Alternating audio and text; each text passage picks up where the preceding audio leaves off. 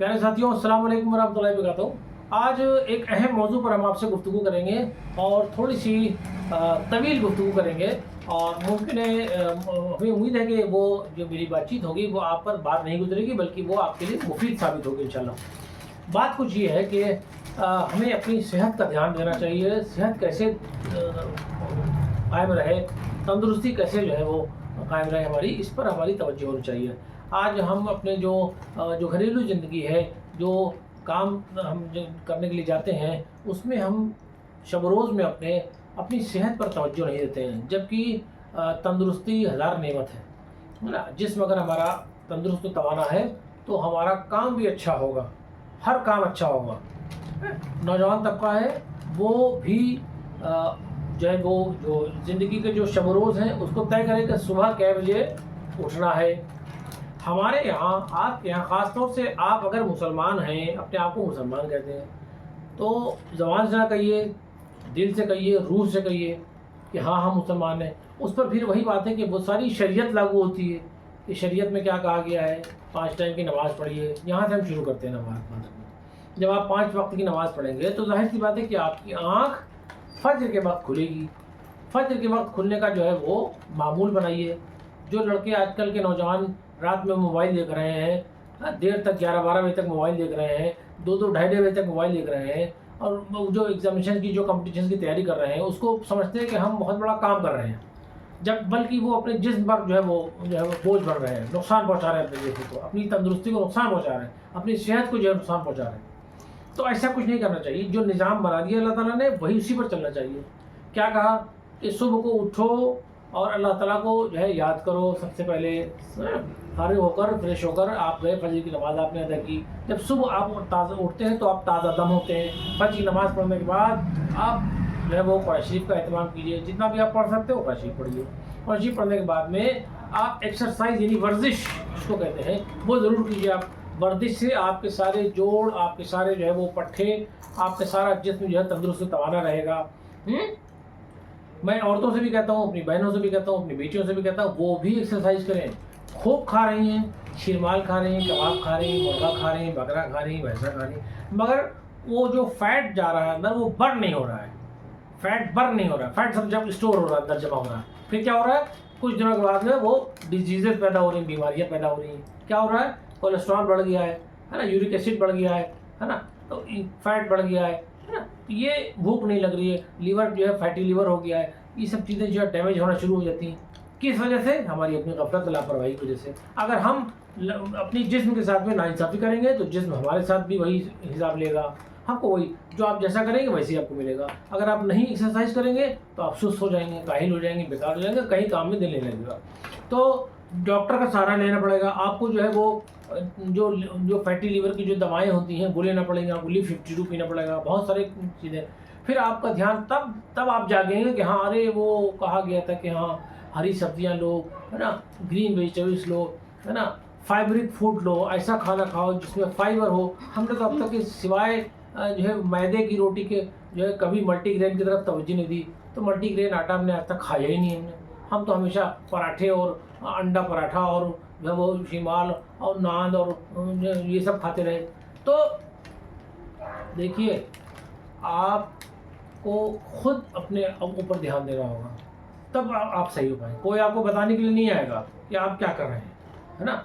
मैं उस fast food की बात नहीं कर रहा हूँ जो सब चलता है, वो मैगी, पास्ता और बर्गर और मोमोज और ये सब तो काबिल गर्दन ज़दनी है। उनका तो इस्तेमाल ही नहीं करना चाहिए। पता नहीं क्यों घर की औरतें जो है इसको बनाती हैं, बच्चों को खिला के ख़राब कर रही हैं।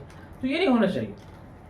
खाने में आप सुबह उठें और सुबह उठकर जब आपने वर्जिश कर ली, सब कर लिया, पानी पर सारी चीज़ें सब कर ली, उसके बाद आप जो है वो नाश्ते का इंतजाम कीजिए। नाश्ता कायदे से कीजिए, आप अच्छा नाश्ता कीजिए आप, है ना। नाश्ते में जो है अंडे है, दूध है, रोटी है ना, दही है, जो भी चीज़ आप पसंद करते हैं वो सब चीज़ आप लीजिए।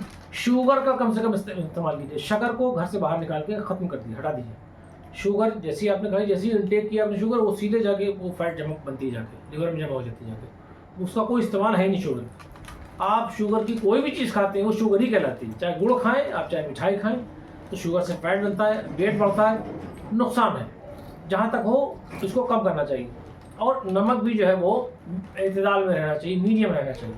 तो बहरहाल ये कि सुबह आपने नाश्ता किया, उसके बाद शाम दोपहर को करीब 11-12 बजे के करीब जो है 1 अदद सेब ज़रूर खाएंगे आप। तो सेब के लिए क्या कहा कि एक सेब जो है वो डॉक्टर से हमें दूर रखता है। An apple of the day keeps doctor away, तो डॉक्टर को भी दूर करता है एक सेब खाने से। सेब खाने से हमारी भूख भी बढ़ती है, भूख खुलती है, हमारी इश्तिहा में जो है इजाफा होता है हमारी भूख में। तो उसके बाद अच्छा पानी का जो इस्तेमाल है ख़ास तौर से पानी खूब पीजिए आप, बराबर पीजिए आप। पानी जितना हम पीते हैं उसका हम जो पेशाब करते हैं हमारी सारी अंदर की गंदगी से बाहर निकल जाती है, खारिज हो जाती है। और जो लोगों के पथरी सतरी है तो पानी कम पीने की वजह से फिर जब पथरी पड़ गई तब डॉक्टर ने कहा कि अरे वो आप पानी पिया कीजिए, पानी इतना ही लीटर पानी पिए। तब तो डॉक्टर जब कहेगा तब समझ में आएगा, पहले क्यों नहीं समझ में आया। बना लिए कि आपने ये खाया। उसका दोपहर के वक्त जो है वो सलाद का इस्तेमाल बंद कर दिया गया। सलाद नहीं इस्तेमाल करते हैं हम। क्यों नहीं इस्तेमाल करते हैं? सलाद में बहुत सारी चीज़ें हैं।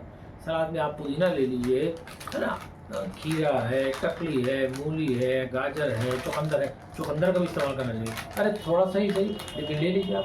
धनिया का इस्तेमाल करना चाहिए। जितने भी और वो हरे पत्ते आते हैं सलाद के लिए, सलाद पत्ता कहलाता है, वो आप इस्तेमाल कीजिए। खाने से पहले सलाद से पेट भरिए, खूब भरिए सलाद से, है ना, जिसको आप स्टार्टर कहते हैं। सलाद को स्टार्टर बनाइए अपना, सलाद खाइए।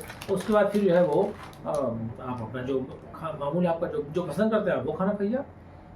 और ये तय कर लीजिए कि रोज़ हमें गोश्त नहीं खाना है, रोज़ नहीं खाइए।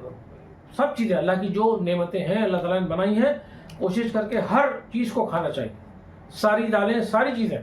मिजाज शुरू से अगर बच्चे का आपने ऐसा बना दिया कि वो सब खाता है तो अच्छा है, वरना परवरदिगार भी नाराज़ होगा कि बताइए हमारी उस नेमत को इन्होंने खाई नहीं, पसंद ही नहीं किया हमारे लिए कि सारी चीज़ें। क्योंकि क्या मालूम कौन ज़िंदगी में कौन सा मोड़ आ जाए, कौन सा वक्त आ जाए कि आपको जो है वो जिस चीज़ से आपको मूंग की दाल से नफरत थी वही खाना पड़ रही बात है ना।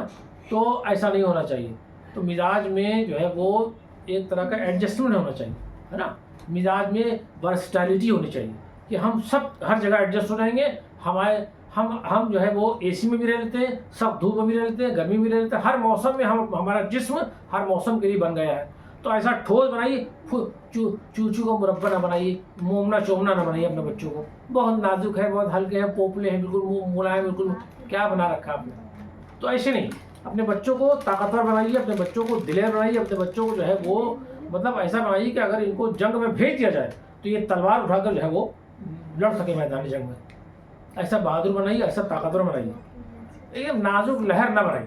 अगर लड़का है तो उसको मर्द बनाइए, और अगर लड़की है तो उसके लिए जो है उसके अंदर बहुत सारी खूबियाँ होना चाहिए, वो क्वालिटी होना चाहिए। लड़की बने तो क्वालिटी वाली लड़की बनाइए आप, है हज़रत आयशा उनकी जैसी बने, है ना। वो औरतें याद की जब साहबियात को वो किससे सुनाइए उनको, साहबियात की तरह उन लड़कियों को बनाइए। लड़कियाँ खुदा न खास्ता कोई ऐसी बात आ जाए, किसी के साथ आ जाए, क्या है आज, अरे अस्पताल में आप आयादत करने जाते नहीं। लड़कियों के नेचर में बनाइए कि बेटा ये तुम्हारे रिश्तेदार हैं, इनकी तुम आयादत करने के लिए जाओ, हैं, और उनकी मरहम पट्टी किया करो, उनको खाना खिलाया करो, उनको पानी पिलाया करो। अरे बढ़ के काम किया करो। लेकिन मिजाज ऐसा नहीं है जी।